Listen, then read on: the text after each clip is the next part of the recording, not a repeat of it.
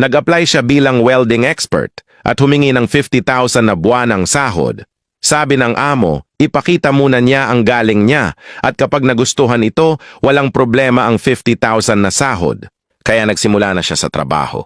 Unang paraan, gumamit siya ng square ruler para gumuhit ng dalawang linya sa square pipe, isang pahaba at isang pahalang na bumuo ng X sa gitna. Ang parte kung saan nag-cross ang mga linya ang kailangan niyang putulin. Gamit ang angle grinder, maingat niyang ginupit ang mga linya at tinanggal ang sobrang parte. Pagkatapos iniyuko niya ang square pipe at ang resulta, perpektong kabit na welding joint. Pangalawang paraan, sinukat niya ang lapad ng square pipe.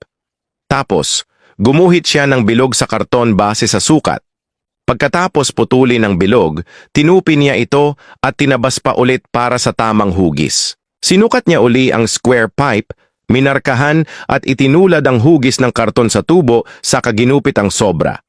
Matapos ang pagputol, iniyuko niya ang square pipe at nakagawa na naman siya ng walang kapintas-pintas na welding joint. Nang makita ito ng amo, sobrang humanga siya sa husay at gaya ng pangako, tinanggap siya sa 50,000 na sahod. Sa tingin mo, sulit ba ang amo sa pagkuha sa kanya o hindi?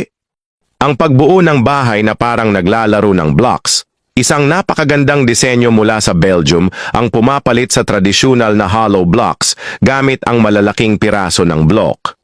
Hindi na kailangan ng bakal o semento, ikabit mo lang ang mga piraso na parang Lego at mabubuo na ang bahay, simple at epesyente. Ang mga block na ito, na tinatawag na gablock, ay may panlabas na layer na gawa sa OSB wood at puno ng EPS, isang insulation material na nagpapainit o nagpapalamig sa loob ng bahay.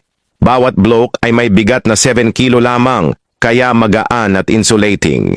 Unang ginagawa ang 3D computer design para malaman ang eksaktong sukat ng bahay at ang dami ng block na kakailanganin para walang masayang na materyales.